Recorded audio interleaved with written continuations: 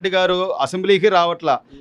ఆయన కేవలం నేను మీడియా ముందే నేను అసెంబ్లీ మీరే నా స్పీకర్లు అనుకుంటా అంటున్నారు. మరి మీడియా అడిగే ప్రశ్నలకు మాత్రం సమాధానం దాటేస్తున్నారు. ఎట్లా చూడాలి ఆయన ఆయన మనస్తత్వం గాని? ఆయన చెప్పడం అంటే ఆయన అనకూడదు. మూర్ఖుడు జగన్మోహన్ రెడ్డి. ప్రతిపక్ష హోదా ఎట్టొచ్చింది నీకు? ఆనాడు చంద్రబాబు నాయుడు అసెంబ్లీలో నువ్వు 25 మంది 5 లాక్కుంటే నీకు 18 మంది అవుతారు, నీకు హోదా రాదా అన్నాడు. ఈయనకి 11 మందికి ప్రతిపక్ష హోదా ఎట్టొస్తారు? ఈ నోటి మీదకి అన్నాడు కదా, ఆయనకి తెలుసు. ఆయన తెలుసు. ఆయన మూర్ఖత్వం అంటే అదే. ఇప్పుడు ఇవాళ 11 సీట్లు పడేసింది. దాని మూర్ఖత్వం మూలానే పడేసింది 11 సీట్లకి జనం. ఏం చేయలేదండి, ఏం చేయలేదు. ఇంకా 6 నెలలు కావట్లేదు. మొత్తం చేస్తానే ఉన్నారుగా. ఇవాళ రోడ్ల కాడ నుంచి ఎక్కిన కాడ నుంచి అన్ని చేస్తానే ఉన్నారుగా. మద్యం పిచ్చి ముందు నమ్మావు అని ఇష్టం వచ్చినట్టు. మద్యపాన్ని నిషేధం చేస్తానన్నావు. దాని మీద 25,000 కోట్ల అప్పులు తెచ్చావు. ఇప్పుడు వీళ్ళు ఆ భారం అంతా వీళ్ళ మీద పడింది కింద. ప్రజలకు ఈ రోజున ప్రతి ఒక్కటే తెలుస్తుంది ఆయన ఏం చేశాడు. అక్కడ ఋషికొండలో 500 కోట్లు పెట్టి ఆ ఇల్లు ఎలా కట్టాడు, లేకపోతే ఇక్కడ గ్రిల్స్ ఎలా 13 కోట్ల రూపాయలు సుమారు గ్రిల్స్ ఎలా పెట్టుకున్నా. ప్రజాదానం రోడ్డు కాడ బ్లాక్ చేశాడు. 5 సంవత్సరాలు ఆ రోడ్డు జనం కాడ వెళ్ళకుండా బ్లాక్ చేశాడు. అది కాదు ప్రజాదానం ఎంత వృధా చేశాడంటే కాతికూతి కాదు అసలు. చాలా ప్రజాదానం వృధా. గ్రానైట్ ఎమ్మెల్యేలు ఎంపీలు అందరూ గ్రానైట్ దొంగకున్నారు, ఇసుక దొంగకున్నారు. అంతా ఊరు అంత నాశనం చేసేసారు అన్ని. ప్రతి నియోజకవర్గంలో కాడ ఇళ్ల స్థలాల పేరుతో ఊరి పెట్టి 2 లక్షలు 15 లక్షలు కొని 10 లక్షలు రాసుకున్నారు ఎమ్మెల్యేలు. ప్రతి స్థాయిలోనే మీరు ఇంత తెలిసి ఉండుంటే ఇక సిటీ స్థాయిలో ప్రతి ఒక్కరికి ప్రతిదీ తెలుసు ఏం జరిగింది గత 5 ఏళ్ల పరిపాలన అనేది. అది వదిలేసి ఇప్పుడు ఈ రోజున నాకు ప్రతిపక్ష హోదా ఇవ్వండి, లేకపోతే అసలు అరాచక పాలన, రాష్ట్రపతి పాలన కావాలి, ఇన్ని రకాలుగా మాట్లాడుతున్నారంటే ఇంకా ఆలోచించరా జగన్మోహన్ రెడ్డి గారు? ఏం ఆలోచిస్తారు? ఆయన ఆలోచిస్తే ఆయన అంటాంటి కాదు. ఇక ఆయన అంతే. ఇక ఆలోచిస్తే ఇక ప్రజలు అసలు నమ్మరు. అసలు చంద్రబాబు చేయాలనుకుంటే ఎప్పుడో లానేసేవాడు జగన్మోహన్ రెడ్డిని. ఏ ఆడికి వచ్చేది 5 ఏళ్ళు కళ్ళు మూసి 11 కాదు 10 సీట్లు కట్టరావు. ఇక జన్మలో బతుకుండగా రాడు. అసలే రాడు ఆంధ్రప్రదేశ్లో. ఏం చేశాడని వస్తాడు చెప్పండి. ఏం చేశాడు? మద్యపాన నిషేధం చేస్తాడు, చేశాడా? రోడ్ల మీద మట్టేశాడా? పలికడ మట్టేయలేదు. ఏం చేశాడని వస్తాడు. జనంలో నువ్వు మళ్ళీ వచ్చేవాడు అయితే జనంలో చంద్రబాబు మొన్న గ్యాస్ ఓపెన్ రోజు, ఆ ఉచిత గ్యాస్ రోజు ఇంట్లోకి వెళ్ళి ఆడమనిషి ఉంటే టీ పెట్టి, అది లక్షణం. ఏది చీఫ్ మినిస్టర్కి ఉండాల్సిన లక్షణం అది. నువ్వు వస్తే చెట్లు నరుకుతుంటివి, భారీ గేట్లు కట్టిన జనం అంతా అసలు అట్ట చేస్తే నువ్వు ఎట్టాగవుతావు స్వామి?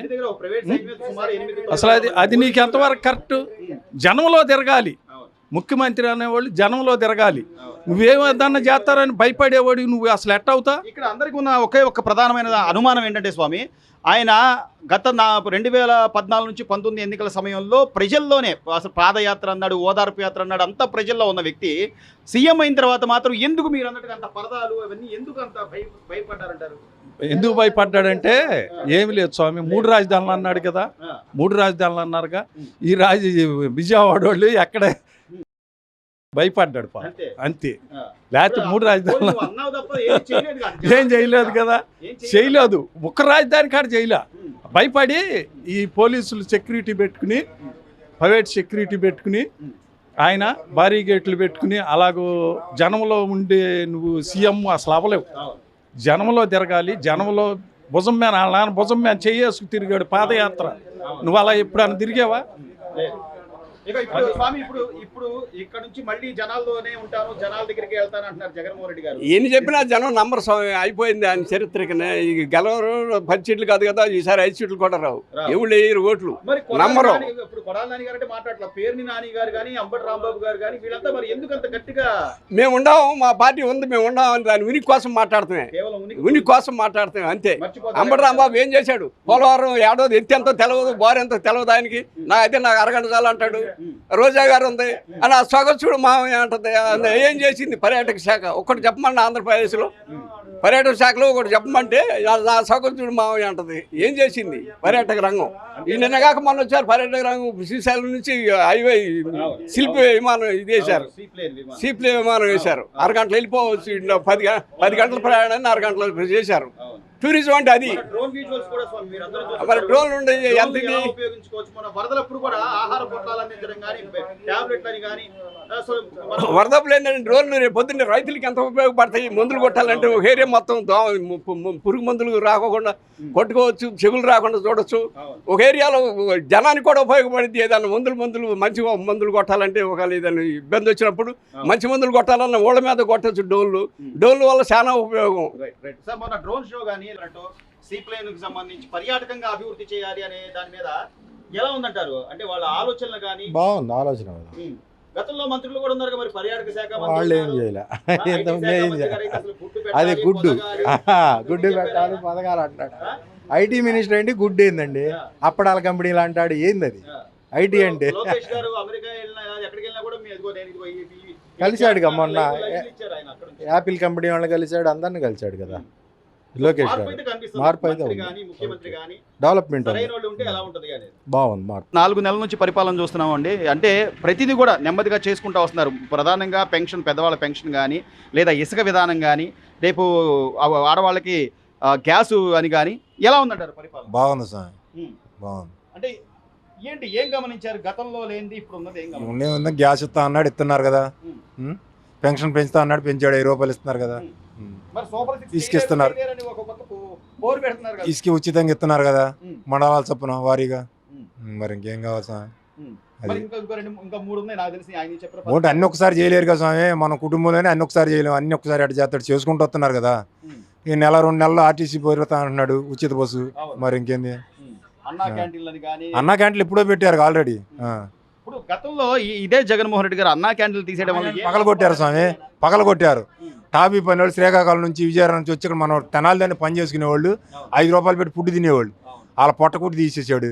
ఇప్పుడు పెట్టారు, శుభ్రంగా తింటున్నారు, పని చేసుకుంటున్నారు. వీళ్ళు 5 రూపాయలు ఇస్తున్నారు, అడిగి భోజనం చేసి వస్తున్నారు. అవును, ఇంత కళ్ళతో చూస్తుంటే కూడా నేర్చుకోకపోతే ఆయన ఇంకా అరాచకం జరుగుతుంది, అంత విధ్వంసం ఆయన నేర్చుకోడు స్వామి. మోనార్కు ఆయన నేర్చుకోడు. ఈ కొడాల నాని గారు మారడు, కొడాల నాని గారి లాగా మాట్లాడాలి నేను. మూర్ఖుడు మారడు అంతే. గారు కూడా అసలు జగన్మోహన్ రెడ్డి గారు దేవుడు అది అసలు అడ్రస్ లేడు, పోయాడు. ఇంకా ఎక్కడ వస్తాడు? జనం ఏడదంతారని భయం, బయటికి రాడు.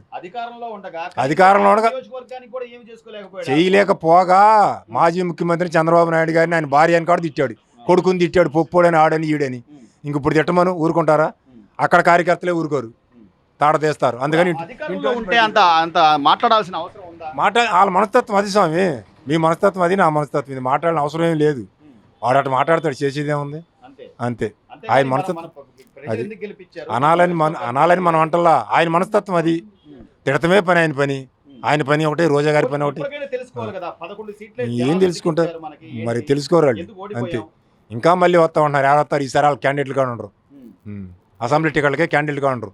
పిలిచి నీకిత్త వెంకటరావు, నీకిత్త సుబ్బారావు, నీకిత్త శంకరావు, అది ఏరుకోవాలి, ఎత్తుక్కోవాలి, పిలిచి ఎత్తుక్కోవాలి క్యాండిడేట్లని. ఇప్పుడు చంద్రబాబు గారు చెప్పినట్టుగా అన్ని చేస్తాడంటారా? చేస్తాడు, కంపల్సరీ చేస్తాడు. ఆయన మనస్తత్వం చేస్తాడు. ఆయన సొంతాటికి ఆశపడ్డాడు ఎక్కువగా అందరిలాగా చేస్తాడు. జన పిచ్చి ఉంది చంద్రబాబు నాయుడికి. జనాభిప్రాయం, జనం అంటే పిచ్చి. చేస్తాడు, బాగుండాలి, అది చేస్తాడు. ప్రతివాడు ఎంతో కొంత వెనకేసుకుందని చూస్తాడు ప్రతివాడు. ఈయనకి అది లేదు, మనస్తత్వం అంటే అది కాదు, చేస్తాడు. మీరు ఒక గ్రామవాసిగా గతంలో గ్రామీణ స్థాయిలో కనీసం సైడ్ కాలువలనో లేకపోతే లైట్లనో వాటికి కూడా నిధుల్ని పక్కదారి మళ్లించారు జగన్మోహన్ రెడ్డి గారు. ఈ రోజు పవన్ కళ్యాణ్ గారు వచ్చాక నిధులు ఆడేసామే. మొన్నదాకా మా ప్రెసిడెంట్ అడుగుతున్నాడు రూపాయలు లేక, చొక్కాలకు ఇస్త్రీ చేయించుకోవటం లేక. మరి ఇంకేం చేస్తాం చెప్పు? మరి అవును, మరి ఉండు. ఆ నిధులన్నీ పక్కదారి మళ్ళించబట్టి ప్రెసిడెంట్లు అట్లా అడుగుతున్నారు, చెబుతున్నా. ఫర్ ఎగ్జాంపుల్ ఏదో పనులు చేసుకున్నారు. మా సర్పంచ్ ఆడదాకా ఆటో వేసుకున్నాడు, ఆటో తోలుకున్నాడు నిన్నదా మా సర్పంచ్. ఏమి రాక ఉన్న పావలం వస్తుంటే ఆడు మరి తిరుగుతాడు కదర చొక్కాలు వేసి. మరి ఏం చేస్తాం? ఆ నిధులు రాక అటు మళ్ళీ ఇచ్చుకున్నాడు, వీళ్ళు తిరిగారు. సర్పంచులకు విధులు పక్కన పెడితే గ్రామాల్లో కనీసం మౌలిక సదుపాయాలు, మంచినీళ్ళు వస్తున్నాయా లేకపోతే సైడ్ కాలువలు బాగున్నాయా, ఇలాంటివి అయినా పట్టించుకున్నారు? ఏం పట్టించుకోలేదు స్వామి, ఏం పట్టించుకోరాళ్ళు. అదేమంటే రౌడీజం, కొడతాలు, తిడతాలు, ఏదైనా వాళ్ళ గురించి బ్యాడ్గా మాట్లాడి దాన్ని తాంతం, లేకపోతే కేసు పెడతాం. అది ఎందుకని ఎవడు కాడ మాబట్టి ఎవడు నోరు మూసుకుని కూర్చునేవాళ్ళు ఎందుకు లేని. ఇప్పుడు పవన్ కళ్యాణ్ గారు ఆయన గ్రామీణ శాఖ మంత్రిగా అయిన తర్వాత అసలు ఆయన చేస్తాడండి, ఆయన చేస్తాడు. ఆయనకు కూడా జనపిచ్చి ఉంది. డబ్బు పిచ్చి కంటే జనపిచ్చి ఉంది. డబ్బు సంపాదించుకోవాలనుకుంటాడు, సినిమాలను సంపాదించుకునేవాడు.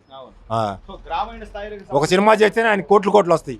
అది అవసరం ఆ డబ్బు పిచ్చి లేక ఆయన జన పిచ్చి ఉండే జనాని కోసం తిరుగుతున్నాడు చేస్తాడు. కూటమి ప్రభుత్వం బాగానే పనిచేస్తుంది. బాగుంది స్వామి, బాగుంది.